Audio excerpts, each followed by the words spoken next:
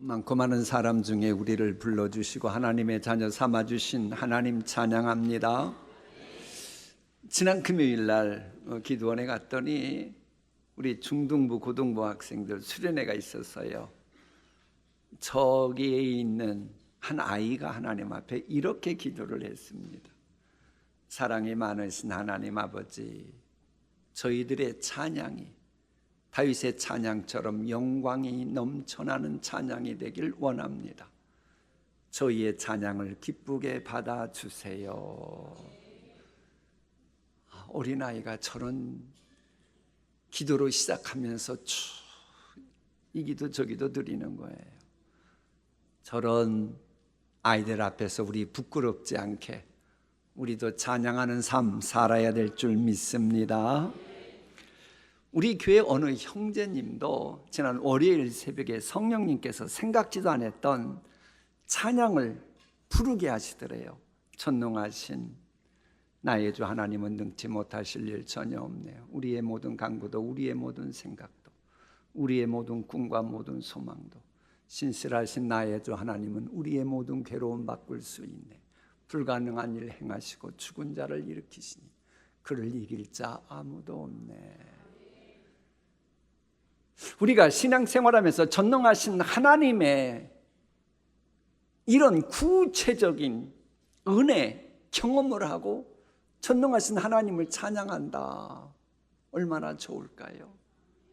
물론 우리는 전능하신 하나님을 찬양하는 찬양의 증인이기에 전능하신 하나님이 어떤 분이신지를 구체적으로 알고 체험해야 합니다. 오늘 읽었던 본문이 바로 전능하신 하나님이 어떤 분이신지를 구체적으로 알려주고 깨우쳐주는 그런 말씀이에요. 이 본문의 배경은 그런 겁니다. 애굽에서 400년 동안 수치스러운 삶을 살았습니다. 몇 년 살다 몇 달 수치 겪다 말면 잊어버릴 수도 있는데 400년 동안 수치를 겪다 보니 수치스러운 삶 사는 것이 내 운명이니 내 팔자니 하고 받아들일 법한 그런 상황에서 그 운명처럼 받아들일 수밖에 없었던 다른 사람들은 그리하는 그 수치를 떠나가게 하시는 그야말로 전능하신 하나님에 관한 말씀입니다. 그런데 그 말씀은 이렇게 시작합니다. 그때의 여호와께서 여호수아에게 이르시되 너는 부싯돌로 칼을 만들어 이스라엘 자손들에게 다시 할례를 행하라. 아니 400년 동안 수치스러운 그런 일을 물러가며 함에 있어서 그저 부싯돌이라도 무기를 만들어 가지고 대적하고 독립운동해라 이래야 될 것 같은데 하나님은 아니고 할례를 행하라고 말씀하시는 겁니다. 왜 그러셨을까요? 너희들 400년 동안 아무리 해봤자 안 됐지. 그러면 나 여호와가 이제는 새로운 일을 기이한 일을 행해야 되겠다. 그런데 나는 마음이 정결치 못한 사람하고는 함께 할 수 없다. 그러니 할례를 행하라 라고 말씀하신 것입니다.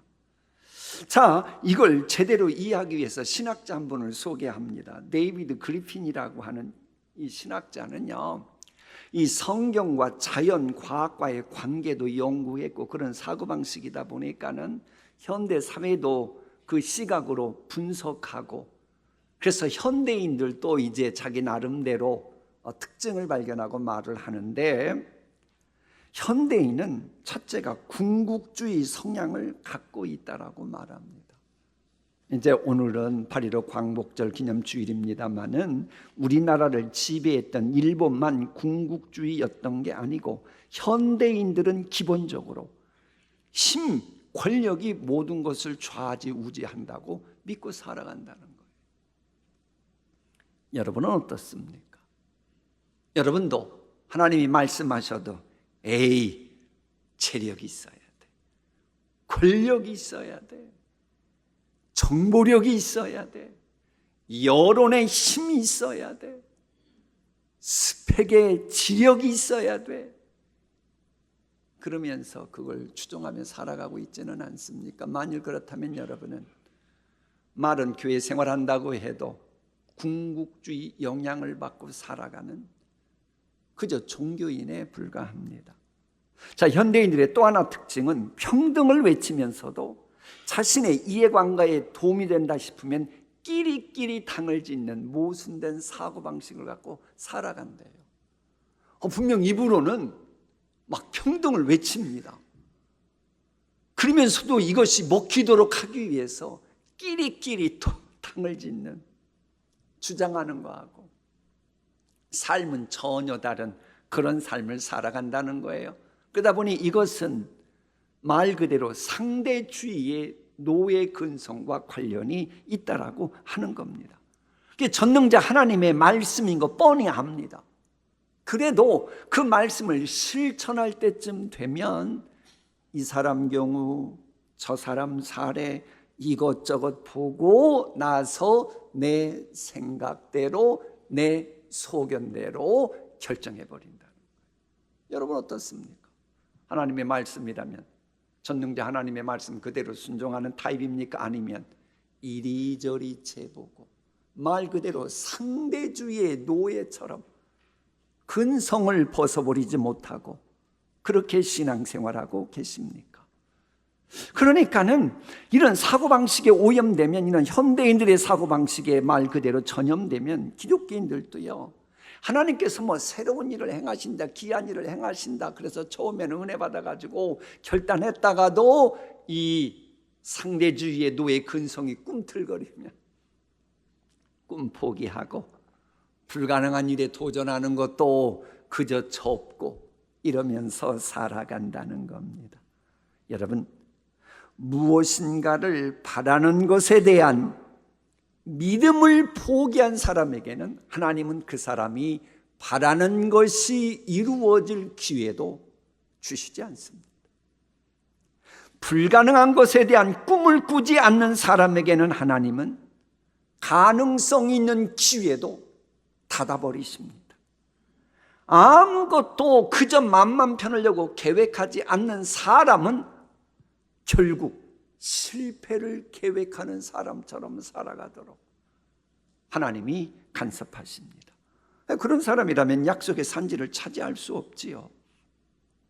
그래서 약속의 산지를 차지하려면 하나님보다도 궁극주의, 그런 영향처럼 인간적인 힘이나 권력을 더 선호하고 자신의 사고방식을 절대시하는 상대주의의 노예 근성의 할례를 행하라는 겁니다. 그리할 때 전능자 하나님을 신뢰하게 되고 전능자 하나님은 약속의 산지를 차지할 수 있는 놀라운 은총을 베푸시게 되는 겁니다. 그런데 이게 전능자 하나님께서 역사하시는 것과 할례와 관계 있다라고 하는 것은 실은 할례 기원과 관계되어 있습니다. 이 창세기 15장을 가면 전능하신 하나님께서 아브라함에게 나타나십니다. 그리고 90 먹은 할아버지에게 너 후손을 주겠다, 놀라운 약속을 주십니다. 그럼 여러분 같으면 그때 어떤 반응하겠어요? 제가 하나님이 분명 말씀하셨습니다. 그래서 90 먹은 그 할아버지, 80 되신 할머니, 그 부부에게 찾아가셔서 하나님께서 분명 자녀를 주신다고 하셨습니다. 믿으시겠어요? 안 믿으시겠어요? 아니, 대답을 해보세요. 아브라함과 같은 경우는 그때 당시 자연 법칙, 세상 상식의 근거에서 신앙생활을 했습니다. 그러자 하나님께서 그런 말씀하셔도 마음속으로 하나님은 상식도 없나 이렇게 마음을 먹었는지, 하나님 저는 나이가 많고 아내는 경수가 끊어졌고 그러니 턱도 없는 얘기 그만하시고 내가 친히 아는 내 종 엘리에셀이나 후계자 삼아 주십시오. 쉽게 말하면 우리 아들 녀석이 이 회사 오너로서 회장 자리 받기 곤란하니 그저 훌륭한 아무개 동신교회 다니는 그 전무를 회장 자리 그저 맡기겠습니다. 뭐 이런 식으로 그럴듯한 말을 멋있게 아브라함이 합니다. 이 아브라함이 보기에 하나님은 어떤 분이었어요? 하나님은 자기처럼 자기보다도 상식도 없는 분으로 매도해버리고 만 겁니다. 세상 상식은 갖고 있으나 성경 상식은 통하지 않는 수준이었던 겁니다. 마치 우리가 하나님의 말씀 들어도 내 상식으로 이해할 때는 아멘 하지만 하나님의 말씀이라고 해도 내 상식, 내 경험과 관련해서 뭔가 석연찮으면 그저 접어버리는 그런 식의 믿음이었어요. 그러다 하나님이 포기하지 않고 계속 말씀을 주십니다. 그러자 믿음을 갖게 돼요. 이걸 보고 하나님께서 그의 의로 여겨주시고 하나님께서 놀라운 은총을 그에게 베푸시려고 이제 간섭하기 시작하는 겁니다. 여러분, 그런데 이 할례라고 하는 게 뭡니까? 할례는 이방인들과 구별된 삶의 표시였습니다. 그러면 우리가 교회 밖 불신자들과 구별된 게 뭡니까? 세상 사람들은 세상 상식에 근거해서 살아가지만 우리는 다른 점이 믿음으로 살아가는 분들입니다. 믿습니까? 그럼 우리 마음속에 할례라고 하는 것은 뭐냐? 믿음으로 말하고 믿음으로 계획하고 믿음으로 모든 것을 하나씩 둘씩 풀어가야 그게 하나님 보시기에 아름다운 마음인 겁니다. 그렇게 마음의 할례로 마음이 성결해질 때에 하나님이 행하시는 새로운 일, 내일을 만날 수가 있는 거예요. 그런데 이런 영적 진리를 이제 여호수아는 역시 영적 센스가 있는 사람답게 깨닫고 할례를 행합니다.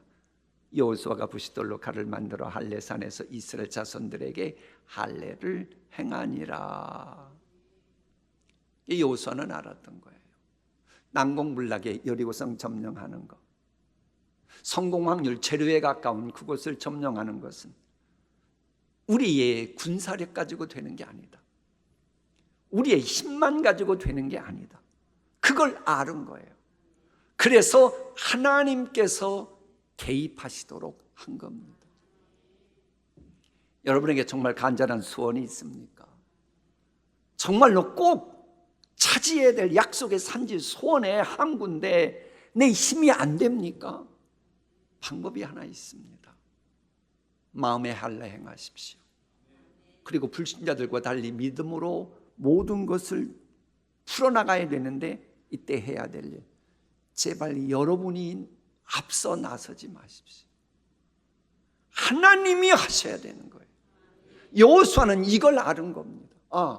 내가 앞장선다고 될 일이 아니고 나는 도구일 뿐이고 하나님이 역사하실 기회를 드리자는 거예요. 그러자 하나님께서 뭐라고 말씀하신 줄 압니까? 우리 함께 읽어볼까요? 시작. 또 그 모든 백성에게 할례 행하기를 마치매 백성이 진중 각 처소에서 머물며 낫기를 기다릴 때에 여호와께서 여호수아에게 이르시되 내가 오늘 애굽의 수치를 너희에게서 떠나가게 하였다 하셨으므로 그곳 이름을 오늘까지 길갈이라 하느니라. 애굽의 수치, 400년 된 애굽의 수치를 떠나가게 하는 그 일은 언제 이루어졌습니까? 마음의 할례를 행하라는 말씀에 순종했을 때입니다. 저거 잘 보십시오. 내가 오늘 애굽의 수치를 너희에게서 떠나가게 하였다. 그렇게 되어 있어요. 여러분, 저 말씀이 선포될 상황이 언제입니까? 10가지 재앙이 있고 나서 출애굽할 상황입니까? 그건 벌써 지났어요. 홍해 벌써 지나갔어요. 광야 생활 40년 벌써 지났어요. 그런데 애굽의 수치를 그동안 굴러가게 할 계획은 하나님이 갖고 계셨으나 본격적으로 선언하신 것은 할례를 행하고 나서입니다. 이렇게 생각하시면 돼요. 국회의사당에서 국회의원들이 막 회의를 하고 갑론을 막 하고 그러다가 어떤 법안을 결정했어요. 그럼 그 순간 법의 효력이 발생합니까? 안 합니까? 어려워요? 아니 국회의원들이 머리를 막 맞대고 어떤 법안을 결의했다니까요. 그럼 그 순간 효력이 발생해야 하나요? 안 하지요. 못하지요. 그것이 국회의장에게 올라가서 시간 걸리더라도 국회의장이 땅 해야 그때부터 효력 발생하는 거예요. 애굽의 수치 물러가는 그 일, 10가지 재앙, 출애굽, 홍해 갈라지고 애굽에서의 참 그 광에 40년 있었어요. 그래도 하나님은 언제 애굽의 수치가 물러갔다고 선언하셨느냐? 오늘, 할례를 향한 오늘이라고 말씀하시는 것입니다. 무엇을 교훈하십니까? 우리가 하나님과 친밀해지면 생각지도 않았던 것들이 굴러가는 귀한 은혜를 체험하게 됩니다. 하나님과 친밀해지는 기간이 있어야 수치를 구체적으로 물리치는 선언을 해주시는 거예요. 그럼 하나님과 친밀해진다는 게 뭐예요? 하나님을 더욱더 알아간다는 말입니다. 제가 질문 하나 드릴게요. 여러분은 여러분에게 있는 수치가 무엇인지 얼마만큼 알고 계십니까? 또한 수치를 굴러가게 하시는 하나님에 대해서 얼마만큼 아십니까? 여러분 아셔야 돼요.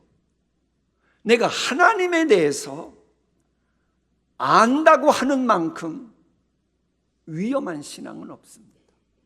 그래서 이 데비드 제레미야라고 하는 사람은 이렇게 말했어요. 우리 인간이 하나님에 대해서 많이 안다고 생각하는 순간 하나님을 나의 수준으로 끌어내리는 망령된 죄악이고, 그런 사람은 신앙생활을 해도 자기 방식대로 하고 결국 신성을 모독하게 된다고 말합니다.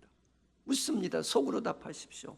하나님에 대해서 좀 안다고 생각하십니까?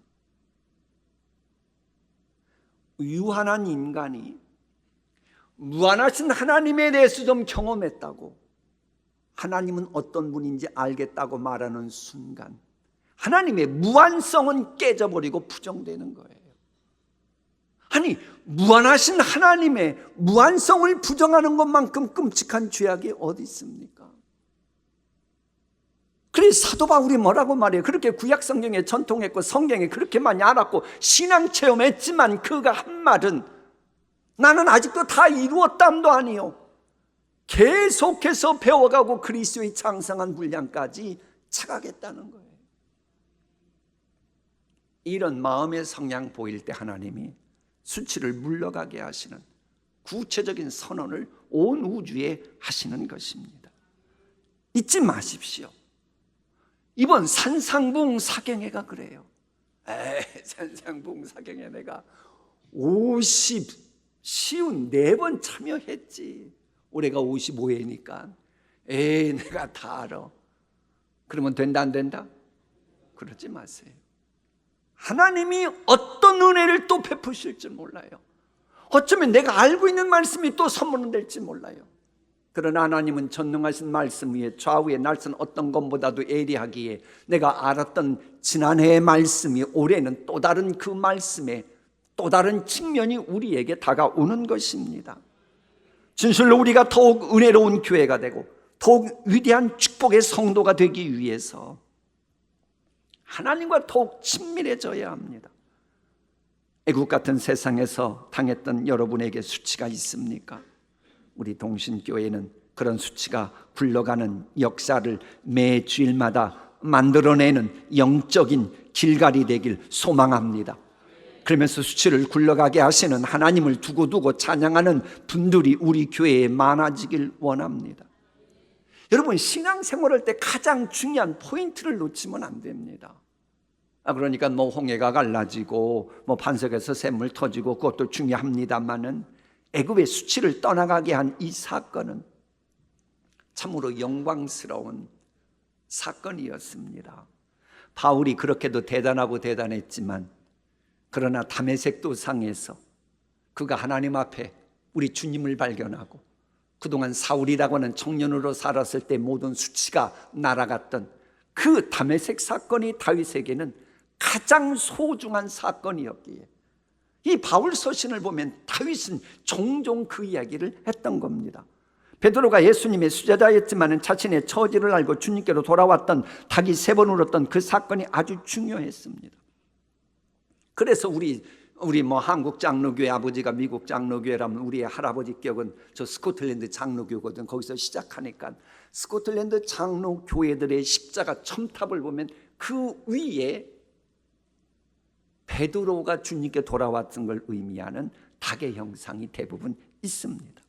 모세는 애국제국에서 그렇게도 대단했지만 성경은 모세가 소명을 받았던 호렙산 사건을 가장 영광스럽게 다루고 있어요. 왜? 소명하는 순간 그가 젊었을 때 잘 나간다고 할 때 사람 죽이고 전쟁했을 때 모든 수치를 다 굴러가게 했으니까, 이처럼 우리의 수치를 떠나가게 하신 하나님을 만나는 이번 산상부흥사경회가 된다면 일제 치하의 수치를 굴러가게 했던 8.15 광복절처럼 여러분 평생의 영광스럽고도 위대한 시간 2024년 부흥사경회 잊지 못할 줄 믿습니다. 흥미로운 사실은요, 약속의 땅을 차지할 이 사람들은 수치를 벗어나게 하시는 전능자의 도우심을 반추하면서 유월절을 지켰다고 말한다는 겁니다. 또 이스라엘 자손들이 길갈에 진쳤고 그달 14일 저녁에는 여리고 평지에서 유월절을 지켰으며 유월절 이튿날에 그 땅의 소산물을 먹되 그날에 무교병과 볶은 곡식을 먹었더라. 유월절이 어떤 절기입니까? 8.15 광복절이 뭐예요? 8.15 광복절은 일제 치하에 우리에게 있었던 수치가 다 떠나간 날입니다. 유월절은 애굽에서의 모든 수치를 떠나도록 하는 하나님께서 행하신 사건이었습니다. 왜 유월절 지켜야 돼요? 역사 잊으면 안 되니까. 유월절도 제대로 알아야 되니까. 우리나라도 역시 역사를 정확히 알아야 합니다. 그런데 대한민국은 기독교를 무시한 종교 편향의 역사 교과서를 중고등부 학생들에게 가르치는 것 같으니 조사해 달라고 하는 것이 작년 우리 교단 총회에 결의됐습니다. 그래서 그것이 교육인적자원부에서 연구를 했어요. 전문가들과 함께. 그랬더니 이런 결과가 나왔습니다. 5.1머니 위력을 가진 이슬람교는 우리 기독교에 비해 우리나라 역사 발전에 기여한 바가 거의 없잖아요. 그런데도 역사책에는 우리 기독교는 비교단들만큼 많은 분량의 책에 기록되어 있다고 하면서 쪽수까지 이렇게 발표가 되었어요. 그리고 5.1머니를 가진 이슬람 국가들과 가까이 해야 우리나라 국익에 도움된다고 말하는 학자 이름까지 그 자리에서 거론됐습니다. 이게 현실입니다. 그거 아셨어요? 몰랐어요? 자녀들 다 이미 공부 다 끝나가지고 역사 교과서 이렇게 되든 말든지 관심이 없었습니까? 그런데 이제 이런 상황은 현 정부가 아니고 그전 정부부터 계속 되어 왔기 때문에 우리가 할 수 있는 일이 한정되어 있습니다. 그래서 우리가 할 수 있는 것이 뭐냐? 그 중에 하나가 먼저 교회 학교 선생님들이 그 주일날 아이들에게 한국 역사가 기독교가 한국 역사에 끼친 영향을 가르쳐줘야 한다는 것이었고, 그리고 부모님들도 조부모님들도 하나님 나라 확장 관점에서 그리고 영광의 광채가 가득해지는 우리 교회의 미래를 위해서도 기독교가 한국 근현대사에 미친 영향을 가르쳐야 된다는 거예요. 왜?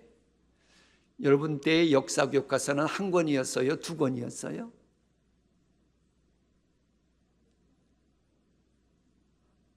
진짜 여러분들 좀 성경만 읽지 말고 역사책을 또 좀 보세요. 우리 때는 거의 한 권인데 지금은 책이 여러 개 있고 학교마다 그걸 학교가 알아서 선택한대요.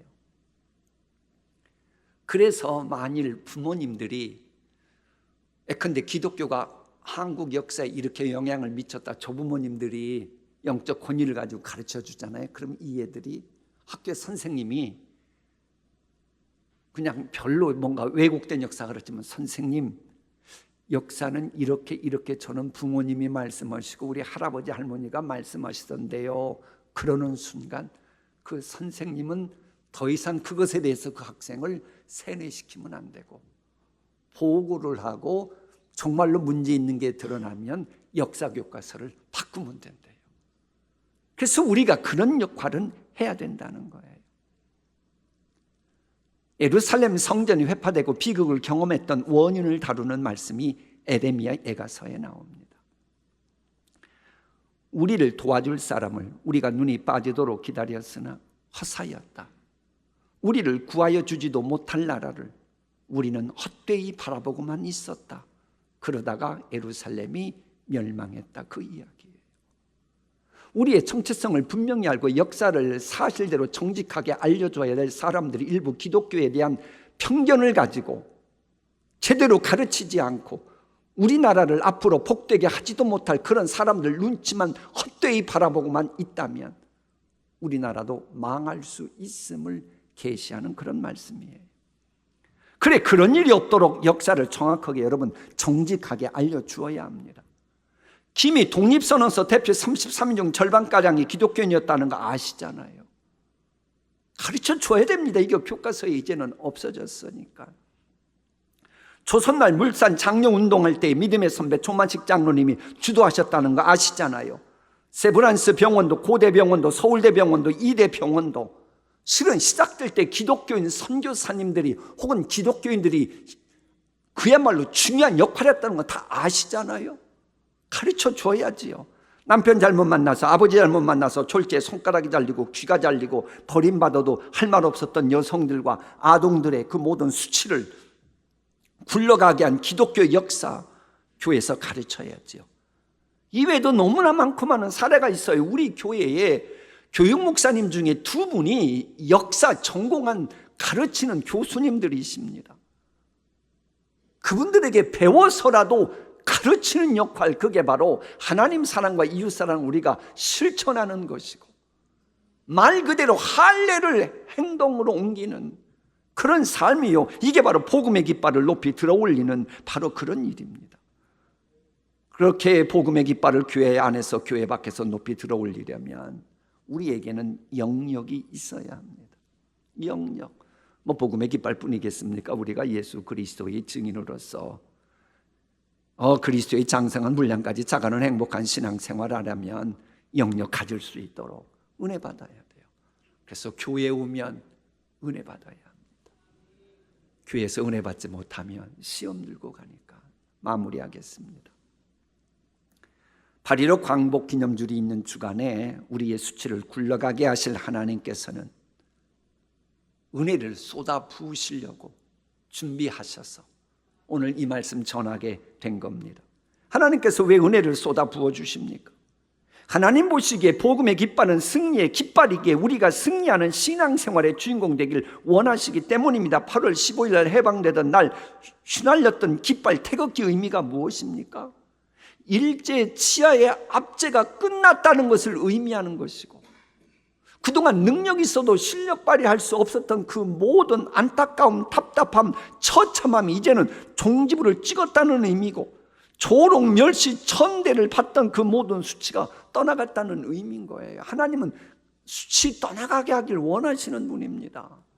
성경을 보면 힘을 신으로 믿고 함부로 하던 애굽의 압제하에 있던 그들, 애굽 심판하시고 이스라엘 백성들의 수치 떠나가게 하셨잖아요.